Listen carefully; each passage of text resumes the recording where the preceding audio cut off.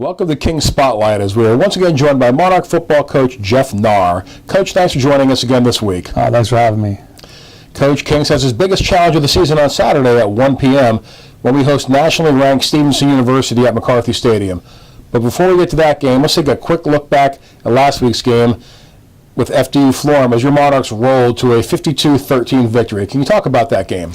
Yeah, I mean, our kids, it's the third year in a row now they've come out of a bye and gotten a win. So that extra, preparation, I think definitely helps from there. But the kids were, extremely focused, and then, right from the get-go of the game, kind of let FDU never breathe, per se. I mean, they took it right to them, even though we drove down the field, and then, we make a mistake with an interception, but then the defense, it's a 3-and-out, and then the offense goes right back out and does what they did before and finishes the drive. So we kind of got on them, early and then stayed on them, the whole game in all three phases. So it was really good to see to have a complete game and a dominating effort by the guys. Well, we had two big days. First by freshman tailback Alvante Thompson with a career-high 186 rushing yards on 30 carries, and junior quarterback Zach Whitehead, who had another big day himself, with 290 run and pass yards combined with 5 touchdowns.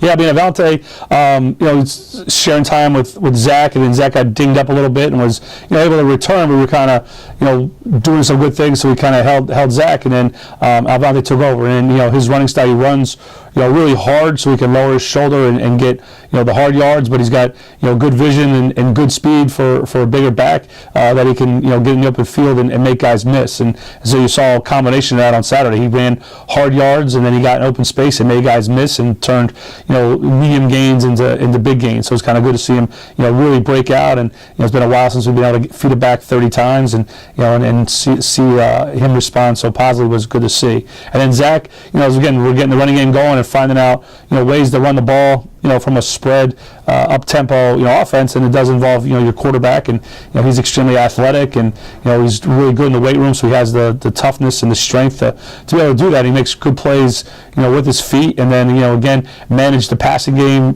fairly well, in very windy conditions, and continue to, to make plays and be resilient when, some of the things didn't go, his way. He still kept, battling and found ways to create plays and make plays and distribute the ball to other guys to make plays, and our offense operated on a high level Saturday. We'll talk about the Kings defense, which also did a really good job. FDU entered the game ranked 3rd in the MAC in passing offense, but your defense limited them to 176 yards when they came into the game averaging 257. Yeah, I mean, our guys, that was by far their best game of the season, and it was a dominating performance, and we had flashes and parts of dominating performances in other games, but never the complete deal, and they did it on Saturday. And we challenged them to take away, their top plays, their best plays, and our kids did that. I mean, they've been making a living. They have 2 great receivers. They run verticals and and fade balls, and have had great success with that. And they didn't have, we were able to hold them to no completions and that type of play, and handle their top runs. I mean, they had one big run against us, so the rest, not much there in the running game. So we dominated, up front, and then it took away kind of short bubble screens and some of the other things they like to do. So we kind of able to take their top plays away, and then what I like to see is all physical. You guys running to the football and multiple guys, on tackles. The D line was pushing the O line into the backfield, getting their hands up. We deflected,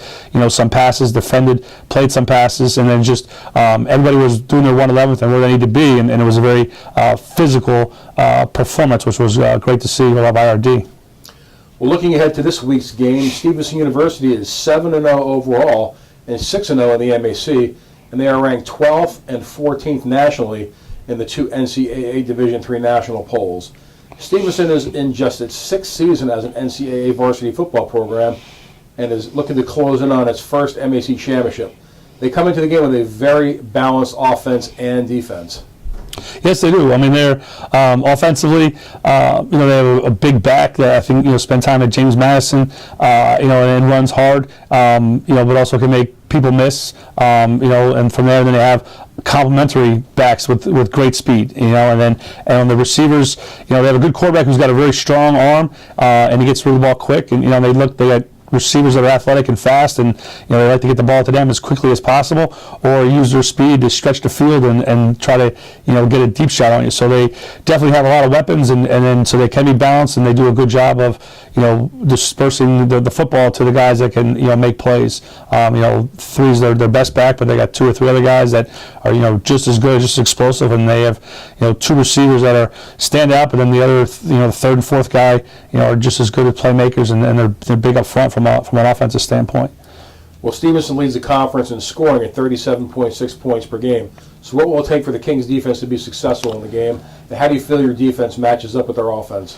Defensively, the scoring there, sure we'll get to it, but they do flip side of getting non-offensive touchdowns, to help that. But defensively from there, again, it's about doing your 1/11th, and because they are so balanced, and try to see if we can, by doing our 1/11th, putting them in situations where they're behind the chains and behind the sticks, and then can make them one-dimensional from that deal. And then again, recognize the sets and try to see, if we know that they run certain plays, and be able to take those plays away and understand what they're trying to do, and then just go out and execute our job from there and keep everything in front of us, because again, they do have great speed, and not be able to give up, a big pass play, and then really make sure we got to tackle well, because 3 and some of our backs can make people miss and run through tackles and give a big run. So if we can limit the big play, keep things in front of us, and everyone do their job, then we're going to give ourselves a chance. And on the flip side, the Stevenson defense has really developed into an outstanding unit the last 2 years, and have really made a living off of turnovers. The Mustangs are second in MAC scoring defense and allowing 14.7 points per game, but they also lead the nation with 18 pass interceptions and have returned 5 of those for touchdowns. They have the top-ranked pass defense in the MAC, as well as the third-ranked rush defense. Last week, Stevenson handed Delaware Valley its first shutout loss since 2009. So they appear to be outstanding in all 3 walls of defense. They're big. Some strong. They run very well. And athletic.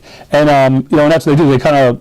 Defensively, they've made some good job on picks as they kind of, lull people, and then people try to take some shots or, down the field, and then they just have great recovery speed and ball skills and get picks. And when they get picks, they all work together to maximize that return, and they've taken 5 to the house. I think it's 2 years in a row they've either led the country or in the top with the interception. So they're very athletic in that 3rd level, but they're athletic in the other 2 levels and physical up front from there. So they do a good job of getting the ball carrier and securing the tackle, then trying to rip it out, and they do a good job in their coverage skills, and then be able to create turnovers and then maximize them has been their forte the last couple of years. Well, Kings has the 2nd-ranked pass offense in the MAC and the 3rd-best scoring offense, and will be going against the top-rated pass defense in Stevenson. But last week against FDU, Kings rushed for 397 yards against FDU. So that has to be the type of diversity you need against a defense that is so strong against both the run and the pass. Yeah, absolutely. It was good confidence in our kids to, kind of see that, our run game, trying to figure out again what works for us, with this new offense and how to run the football, and then to have the success we had last Saturday gives the kids the confidence and reps and the knowledge base to be able to move forward, to be able to have to run the football, against Stevenson. We have to be very efficient and effective, when we run the ball, against them, because we have to have some kind of balance, because I don't think we can be, one-dimensional against these guys and have sustained, success for 4 quarters. So definitely we need the running game to complement, our passing game, and then our passing game, we have to be on, getting good rhythm and get good tempo and, and execute the plays to stay on schedule, and then that'll keep us on the field and hopefully move the chains and give us a chance. Well, Coach, this is the first year of using your new offense at Kings. How have you seen this new system improve over the course of the season? Just guys, stepping up. We get, different guys are banged up, and then the ability to play a bunch of people from there, and then to rise up. Because I think the beauty of the offense is you need multiple playmaking, guys. From there, if you're going to spread the field out and disperse the ball, you need a quarterback to be able to do that. And then Zach has improved, immensely from the spring through every game of the season of understanding the play, understanding the defense, and going through his progressions and getting the ball to the guy that is open on that play. And the receivers have done a good job of running the routes and being where they're supposed to be and rise up and make plays. We have 3 guys with over 30 catches and I think 8 or 9 guys with double digits catches. So they all know their role and they've accepted a role in their offense and then to be able to expand that as the season goes on and be more productive. So that's the thing that's we've seen from the beginning to now. The last 2 years, Stevenson has won 2 defensive games against us. One 7-0 2 years ago, and last year 13-7. But this year, both teams have 2 of the top-ranked offenses in the MAC. So what can fans expect to see on Saturday? Yeah, I think we're going to see, hopefully, a real solid game. I don't know if it'll be, a track meet, from that deal, but it may be. I don't think it'll be like that low-scoring affair. They've been the last couple of years. I think it'll just be a good, solid, football game from that deal, and if we can, make sure we don't make mistakes, and then match execution with the effort that our kids give. We're going to give ourselves a chance in 4 quarters. I think we'll hopefully see a good MAC, good Division III football game on Saturday. Well, Coach, that's all the time we have for today. Thanks for your time, and we'll see you on Saturday when King's College hosts Stevenson University at 1 p.m. at McCarthy Stadium. All right, thanks for having me.